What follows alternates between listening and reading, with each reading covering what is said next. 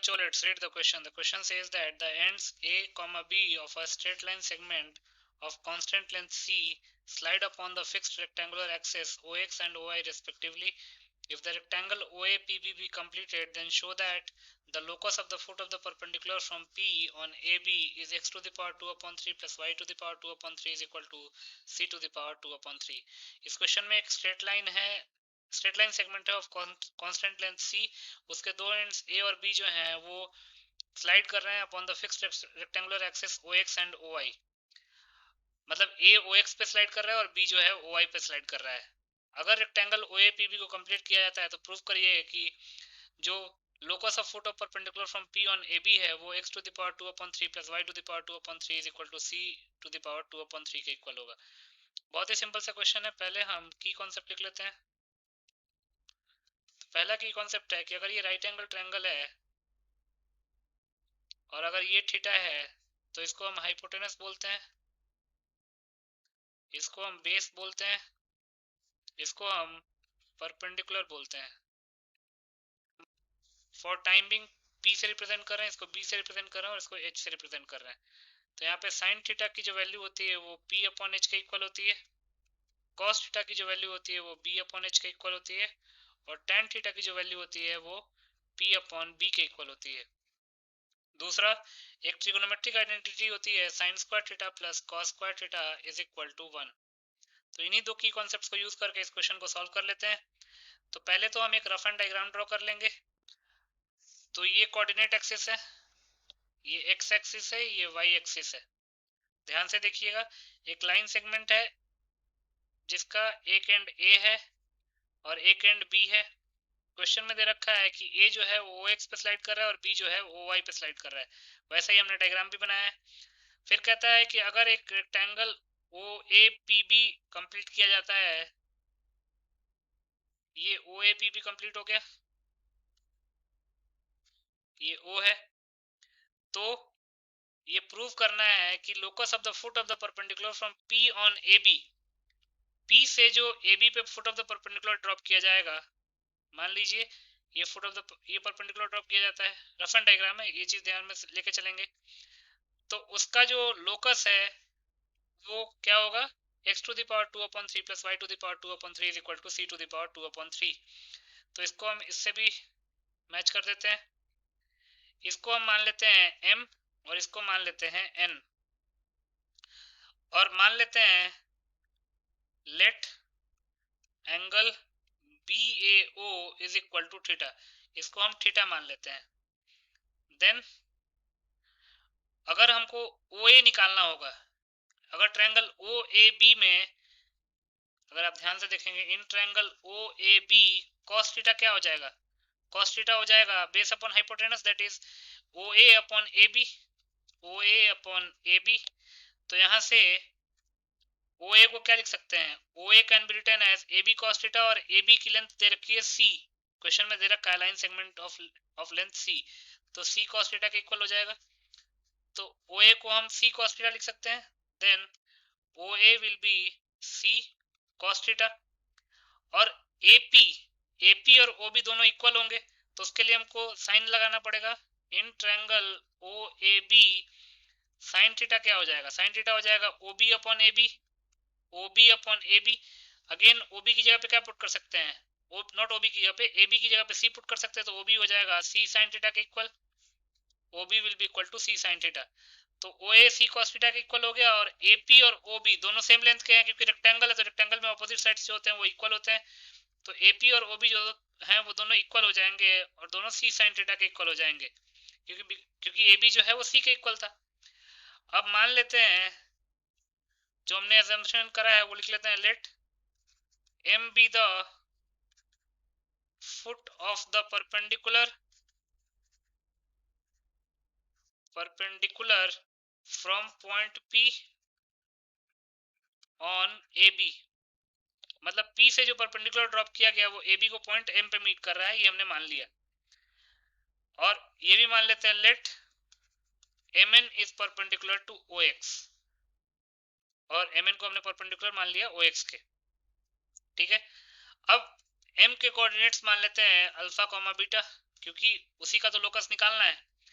तो now alpha की value क्या हो जाएगी, अगर आप ध्यान से देखेंगे तो अगर मैं आपको दिखाऊं, ये m है अल्फा कॉमा बीटा, इसका मतलब कि m का जो x कोऑर्डिनेट है वो अल्फा कॉमा बीटा है, ये अल्फा कॉमा बीटा है। इसका मतलब कि ये पूरा अल्फा के इक्वल है। अब ON की वैल्यू निकालनी है। ON की वैल्यू के लिए हम OA में से NA घटा देंगे तो आ जाएगा हमारे पास।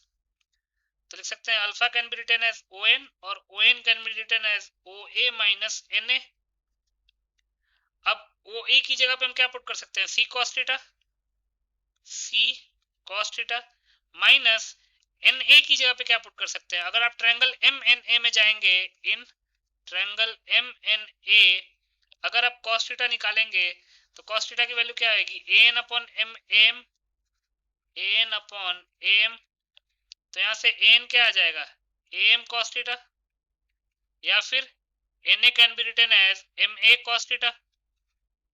तो वही हम काम करते हैं, यहाँ पे na की जगह पे हम क्या पुट कर देते हैं, ma cos थीटा। अब ये c cos थीटा को एज इट इज रहने देते हैं, माइनस ma को क्या लिख सकते हैं, अगर आप ध्यान से देखेंगे इस डायग्राम में तो ये थीटा है, तो ये कितना एंगल हो जाएगा, ये हो जाएगा 90 डिग्री माइनस थीटा। अब इन ट्रायंगल PAM, अगर ट्रायंगल PAM में cos of 90 degree minus theta निकालेंगे, ये वाला एंगल 90 डिग्री माइनस थीटा है, तो base upon hypotenuse that is AM upon AP, AM upon AP। तो यहाँ से AM को हम क्या लिख सकते हैं, AP cos 90 degree minus theta. ये चीज आप समझिए, AM को हम लिख सकते हैं AP cos 90 degree minus theta. तो यहाँ पे MA या फिर AM को क्या लिख सकते हैं, AP या फिर PA cos 90 degree minus theta into cos theta already है प्रेजेंट। अब इसको लिख सकते हैं C cos theta minus again PO को क्या लिख सकते हैं, अगर आप ये डायग्राम देखेंगे तो PA जो है वो OB के इक्वल है और OB को हम C sin थीटा पुट कर सकते हैं। तो OB AP को हम OB के इक्वल लिख सकते हैं और OB को हम C sin थीटा लिख सकते हैं into cos 90 degree minus theta, तो sin थीटा के इक्वल होता है, इनटू cos थीटा। तो ये हो जाएगा C cos theta minus C sin square theta cos theta. अब ये हो जाएगा C cos थीटा को अगर हम कॉमन ले लेंगे तो ये हो जाएगा 1 माइनस साइन स्क्वायर थीटा, और sine square theta plus cos square theta अगर 1 के इक्वल होता है तो 1 minus sine square theta cos square theta के इक्वल हो जाएगा। तो ये हो जाएगा C cos theta into cos square theta, तो ये cos क्यूब थीटा के इक्वल हो गया। तो यहाँ से हम लिख सकते हैं therefore alpha is equal to C cos cube theta. इसको हम ए इक्वेशन का नाम दे देते हैं, अल्फा आ गया हमारे पास C cos क्यूब थीटा। अब हम n के कोऑर्डिनेट्स, नॉट n, जो एक तो m का कोऑर्डिनेट अल्फा कॉमा बीटा था, तो अल्फा की वैल्यू हमने निकाल ली C cos क्यूब थीटा। अब बीटा निकालते हैं, अगर आप ध्यान से देखेंगे तो ये जो बीटा है इसका मतलब कि ये बीटा हो जाएगा, ये बीटा हो गया, और अगर ये बीटा है इसका मतलब mn के इक्वल है। तो यहाँ से लिख सकते हैं beta can be written as mn, और mn को क्या लिख सकते हैं, अगर आप ध्यान से देखेंगे तो ये जो छोटा वाला ट्रायंगल है, ट्रायंगल MNA, इसमें अगर साइन थीटा निकालेंगे तो क्या लिख सकते हैं, sine theta can be written as mn upon am, mn upon am। तो यहाँ से अगर mn को लिखना होगा तो am साइन थीटा लिख सकते हैं, तो mn can be written as am sine theta, ये भी यहाँ पे पुट कर देते हैं। तो mn को यहाँ पे लिख लेते हैं am sine theta, am sine theta. अब am को क्या लिख सकते हैं, am को हमने AP cos 90 degree minus theta लिखा था, तो उसको भी यहाँ पे लिख लेते हैं AP cos 90 degree minus theta into sine theta. अब AP cos 90 degree minus theta, AP को अगेन हम क्या लिख सकते हैं, AP जो है वो OB के इक्वल है और OB की जगह पे C sin थीटा पुट कर सकते हैं। तो ये हो जाएगा C sin theta into cos 90 degree minus theta होता है sin थीटा के इक्वल इनटू sin थीटा, तो ये हो जाएगा C sin क्यूब थीटा। तो यहाँ से बीटा की वैल्यू आ गई C sin क्यूब थीटा, इसको हम B इक्वेशन का नाम दे देते हैं। अब फ्रॉम A अगर हम अल्फा की value C cos cube theta है, तो यहाँ से cos थीटा को क्या लिख सकते हैं, alpha upon C to the power 2/3 cos square. अगर कॉस थीटा निकालना होगा तो क्या लिखेंगे, alpha upon C to the power 1/3। और अगर कॉस स्क्वायर थीटा निकालना होगा तो क्या लिखेंगे, alpha upon C to the power 2/3। इसको हम फर्स्ट इक्वेशन का नाम दे देते हैं। और फ्रॉम बी में क्या आया था हमारे पास, beta is equal to C sine cube theta, beta is equal to C sine cube theta. तो यहाँ से साइन थीटा की वैल्यू क्या हो जाएगी, beta upon C to the power 1/3। तो साइन स्क्वायर थीटा की वैल्यू क्या हो जाएगी, साइन स्क्वायर थीटा की वैल्यू हो जाएगी beta upon C to the power 2/3। इसको हम सेकंड इक्वेशन मान लेते हैं। अब हम जानते हैं, we know that sine square theta plus cos square theta is equal to 1। तो साइन स्क्वायर थीटा की जगह पे हम beta upon C to the power 2/3 put करते हैं, और कॉस स्क्वायर थीटा की जगह पे हम क्या पुट करते हैं, alpha upon C to the power 2/3। Cos square theta की जगह पे हम पुट कर लेते हैं alpha upon C to the power 2/3 is equal to 1। तो ये हो जाएगा हमारे पास beta upon C to the power 2/3 plus alpha upon C to the power 2/3 is equal to 1। अब लोकस निकालना है तो replace alpha by X and beta by Y. तो ये हो जाएगा y by C to the power 2/3 plus x by C to the power 2/3 is equal to 1। तो ये हो जाएगा y to the power 2/3 plus x to the power 2/3 upon c to the power 2/3 is equal to 1। Further proceed करते हैं।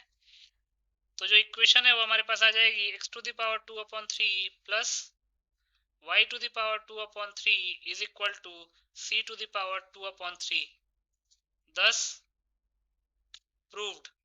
So this was your solution. I hope you understood it well. Best of luck.